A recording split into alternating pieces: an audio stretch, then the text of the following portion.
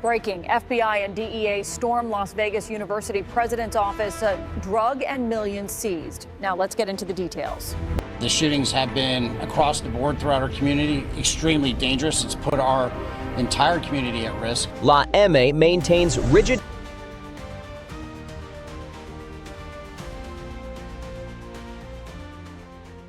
What happens when the place parents trust most becomes the very engine of the danger they fear?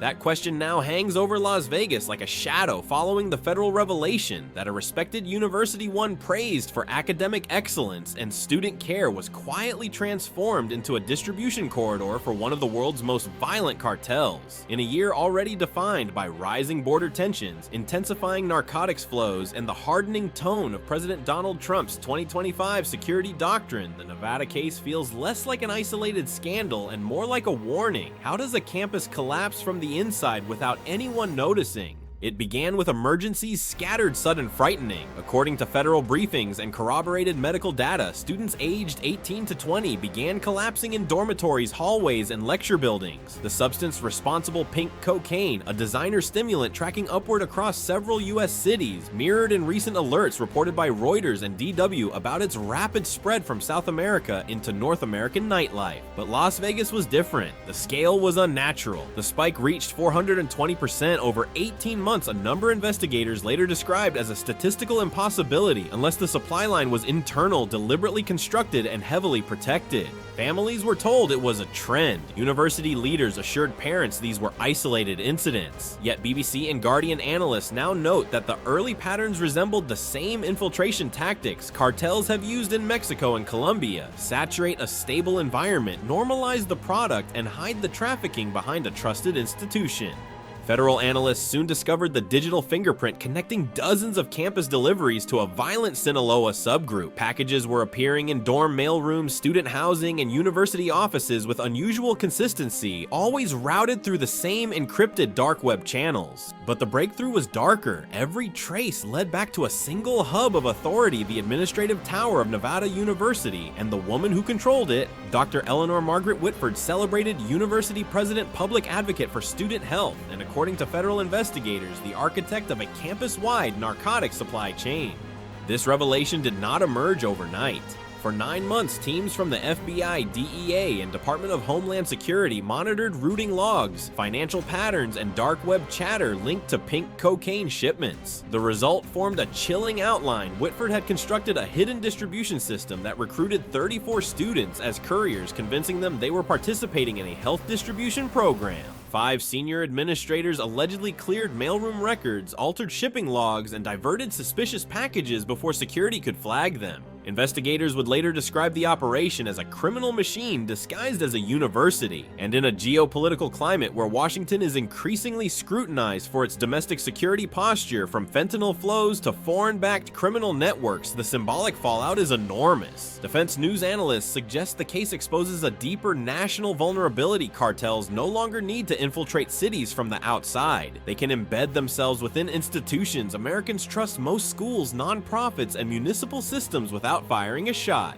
For Las Vegas parents, the trauma is immediate. For national security leaders, the stakes are broader. If a respected campus can be reshaped into a cartel supply chain, what prevents similar penetrations elsewhere? And in an era where security measures tighten under Trump's renewed enforcement agenda, how does America protect its youth without sacrificing civil freedoms or public trust? How many other institutions may already be compromised, and who will uncover them before another network grows in silence? Before dawn, raids, before headlines, before the shock rippled across Las Vegas, federal analysts had already reached a chilling conclusion. The university president at the center of the chaos had not simply failed to protect her campus, she had engineered its downfall. Reuters and BBC investigators described similar patterns in past cartel infiltrations across Latin America. Corruption begins, quietly spreads through administrative layers, and eventually captures entire institutions. Nevada University federal agents now say followed this same trajectory, except this time the architect wore academic robes, not cartel colors. Inside the administrative tower, Dr. Eleanor Margaret Whitford, age 48, built a seamless facade. She attended charity galas, delivered speeches on student wellness, and accepted awards for campus safety reforms. Yet beneath the polished image, she allegedly designed a system that turned her own students into unwitting couriers for a Sinaloa subgroup. According to FBI findings, she handpicked 34 students, mostly freshmen and sophomores, convincing them they were part of a confidential health distribution program. In reality, each delivery they made through dorm blocks, student apartments, or wellness centers contained packets of pink cocaine disguised as supplements.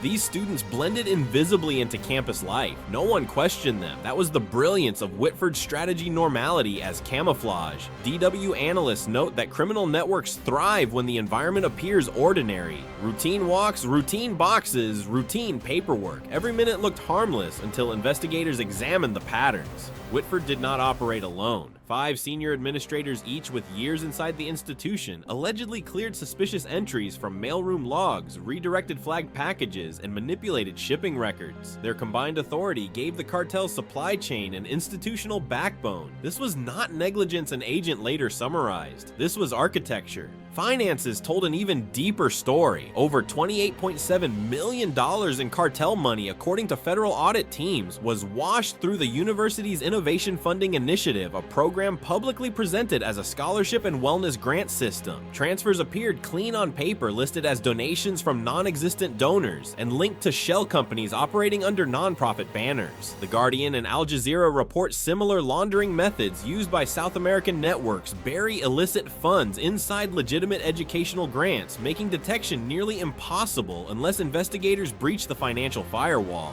But in this case, the breach revealed every hidden corner. Records showed that Whitford's network reached beyond campus shell nonprofit city approvals research centers, and storage buildings tied to her husband, Mayor Thomas Vega, were all part of the infrastructure feeding the operation. Several zoning approvals bypassed normal review procedures, documents later traced to signatures inside the mayor's own office. Defense analysts now argue that this case exposes a growing national threat. When cartels embed themselves inside educational institutions, they circumvent traditional law enforcement barriers. They exploit trust, they exploit bureaucracy, and they exploit America's reliance on openness and academic freedom values central to the nation's identity, but vulnerable when corruption enters through administrative doors.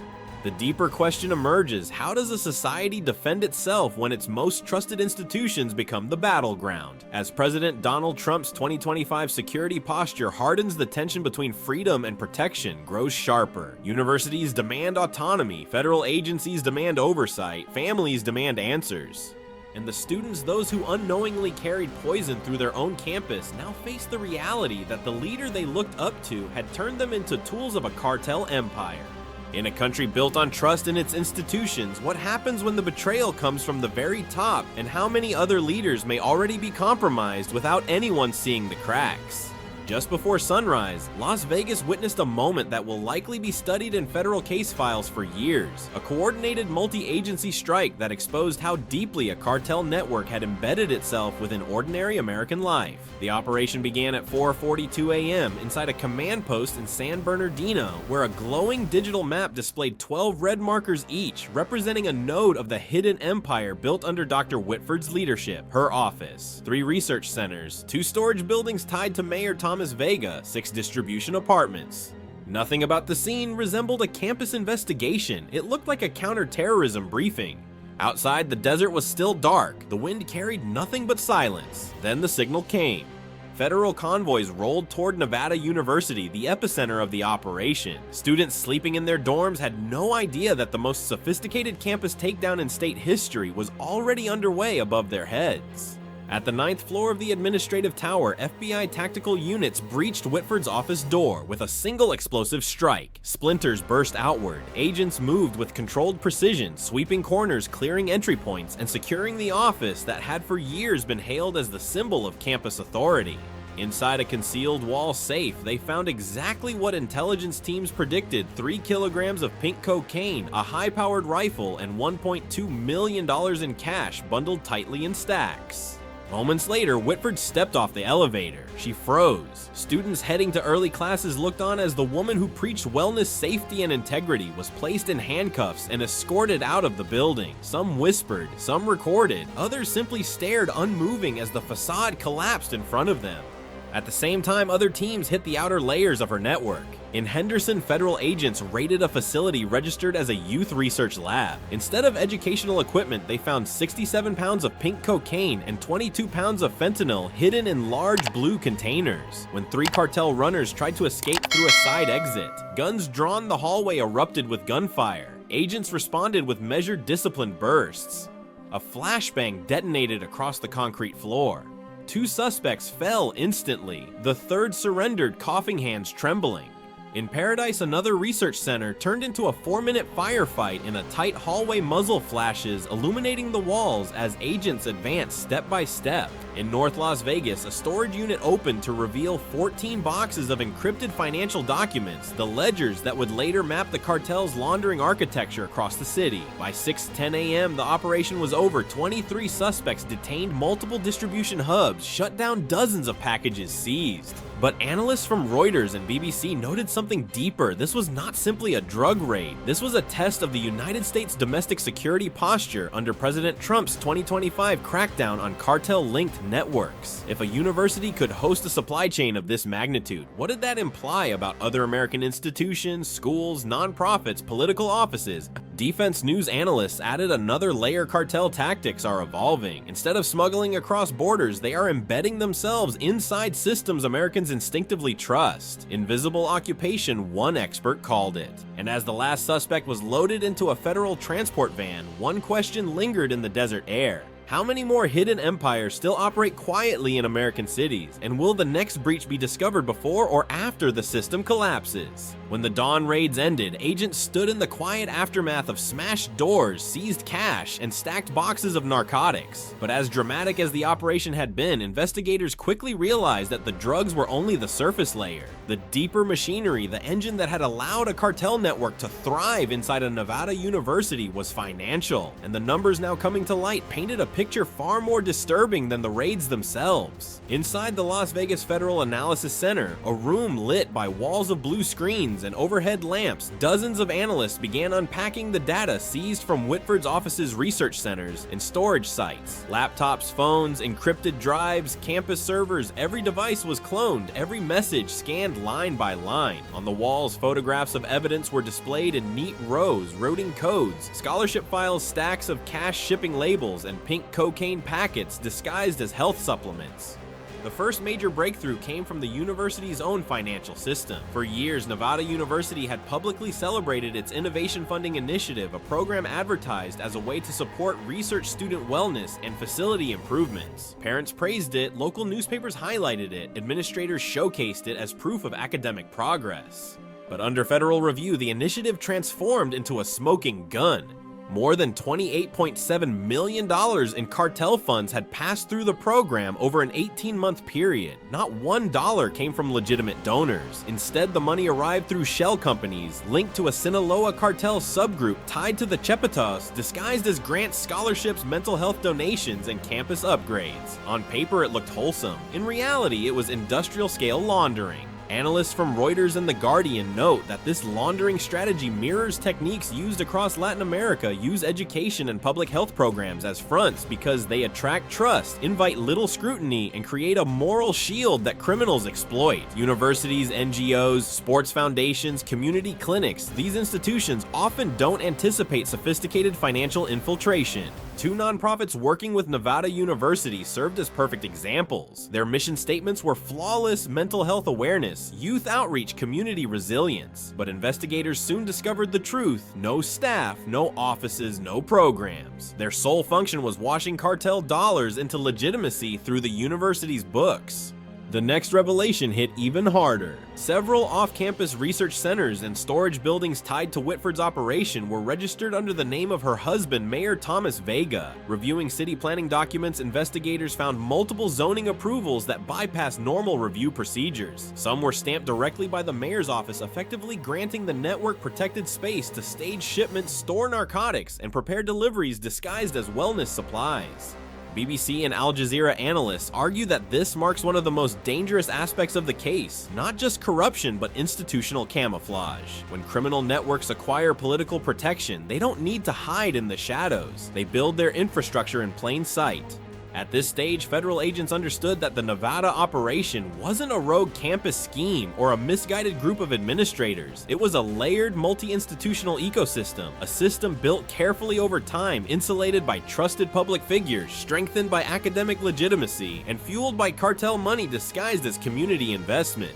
This discovery forces a larger question about America's internal security posture under President Donald Trump's renewed crackdown on cartel penetration. Is the threat still at the border, or is it now embedded in city offices, grant systems, and educational institutions that were never designed to defend themselves? And as analysts mapped out the final connections, one question began to overshadow the spreadsheets. If $28.7 million could vanish inside a respected university without anyone noticing how many other American institutions might already be laundering cartel money without realizing they're part of a criminal empire. By mid-morning, the raids were over, but the quiet phase of the investigation had only begun. Unlike the dramatic pre-dawn breaches, the next wave unfolded in silence in hallways lined with framed awards, campus brochures, and motivational posters. Federal agents supported by DHS analysts and campus police walked through the administrative wings of Nevada University with a different mission: not to seize drugs, but to dismantle the human structure that had allowed the cartel system to flourish. Offices once associated with scholarships, wellness programs, and academic innovation were now treated as crime scenes. 5 senior administrators, the same individuals who had allegedly manipulated shipping logs and cleared suspicious mailroom entries, were escorted from their desks quietly, efficiently, and without the spectacle of the morning raids. These were people who had stood beside Dr. Whitford at ceremonies, posed for photographs, and signed off on documents that made illegal shipments appear routine. Inside their offices, investigators found travel forms, program files, internal memos, and in several cases envelopes filled with cash tucked behind drawers. Across the courtyard, the wellness department, the very entity responsible for student safety, revealed an even more painful betrayal. Inside one of its evidence lockers, federal teams found sealed packages, tracking numbers, and digital receipts, confirming what many feared: the department had been transformed into a distribution channel for cartel product. The same offices that hosted mental health workshops had also facilitated the quiet transfer of pink cocaine through student housing.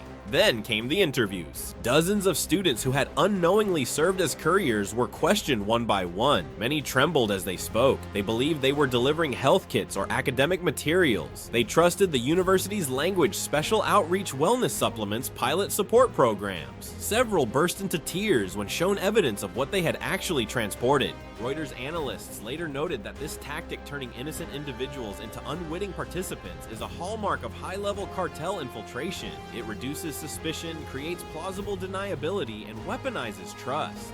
Beyond the campus walls, the fallout expanded. City investigators entered municipal offices linked to Mayor Thomas Vega, opening filing cabinets and pulling zoning records line by line. Patterns emerged quickly. Multiple approvals tied to Whitford's properties had bypassed standard review procedures. Some were stamped directly by the mayor's office. By afternoon, 3 city employees were suspended and 9 university administrators removed from duty. The Innovation Fund was frozen. 2 nonprofits connected to the laundering network were ordered to halt operations pending federal audits. Parents gathered outside the campus, many in disbelief. Some stood in silence. Others demanded answers. The sense of betrayal was overwhelming parents who had believed Whitford's speeches, trusted her initiatives, and sent their children into what they thought was a safe environment. DW and Guardian analysts note that such breaches of trust often leave wounds deeper than the criminal acts themselves.